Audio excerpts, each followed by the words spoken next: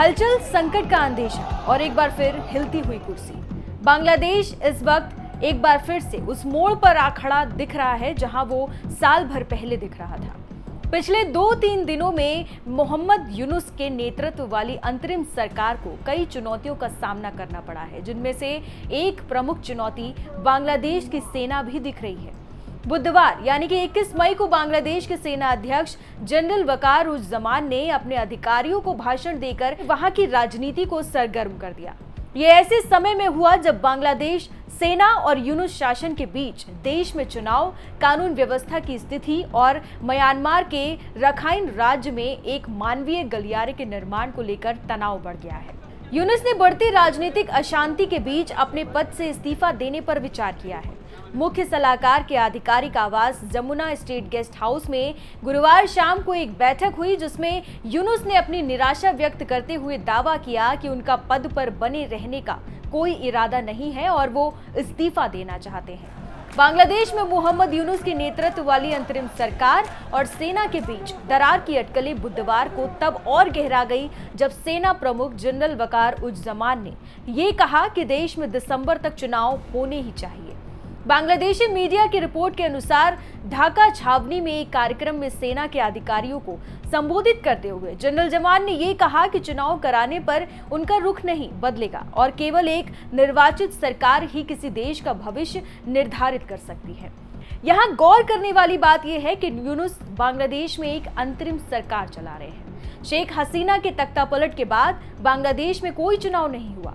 अगली लोकतांत्रिक सरकार के चुने जाने तक ही यूनुस अंतरिम सरकार चलाएंगे, लेकिन उन पर अब ये आरोप लग रहा है कि उनके मन में सत्ता में बने रहने का लालच आ गया है और इसी वजह से वो चुनाव कराने में देरी कर रहे हैं। जनरल जमान की ये टिप्पणी भी ऐसे समय में आई है जब रोहिंग्या संकट से निपटने के लिए मानवीय गलियारा स्थापित करने को लेकर उनकी अंतरिम सरकार के साथ तनातनी चल रही है।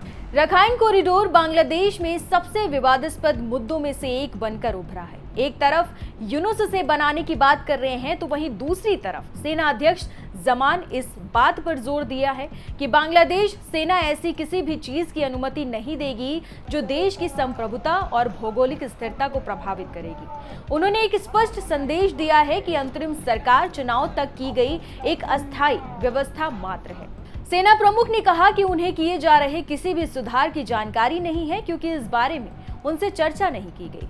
एक्सपर्ट्स ने यह कहा कि यह टिप्पणी अंतरिम सरकार के चैटोग्राम बंदरगाह पर न्यू मूरिंग कंटेनर टर्मिनल के परिचालन नियंत्रण को विदेशी संस्थाओं को ट्रांसफर करने के झुकाव का संकेत देती है।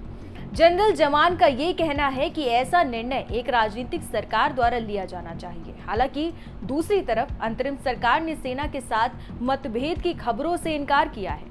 यहाँ संकेत साफ मिल रहा है कि बांग्लादेश के सेना अध्यक्ष इस अंतरिम सरकार के साथ तालमेल मिलाकर नहीं चलने वाले।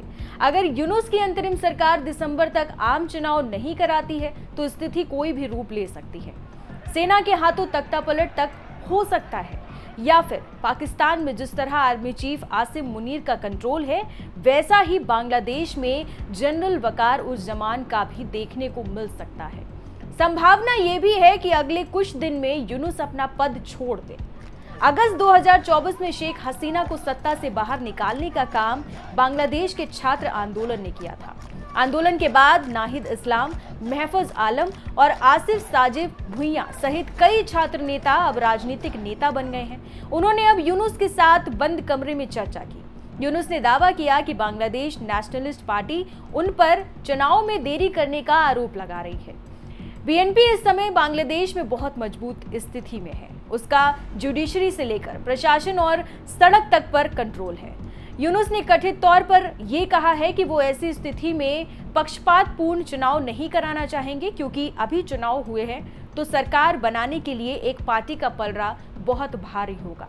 एक्सपर्ट्स का मानना है कि यूनुस वास्तविक मुद्दों से भटक रहे हैं और आम चुनाव प्रक्रिया में देरी करते दिख रहे हैं।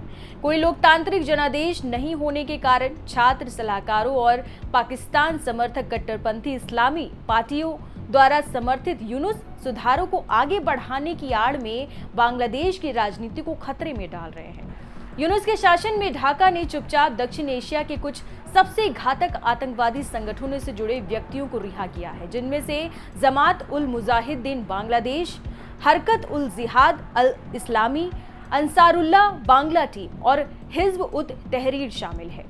इन समूहों को लंबे समय से न केवल बांग्लादेशी सरकार द्वारा बल्कि इंटरनेशनल काउंटर टेररिज्म फ्रेमवर्क्स द्वारा भी ब्लैक लिस्ट में डाल दिया गया है।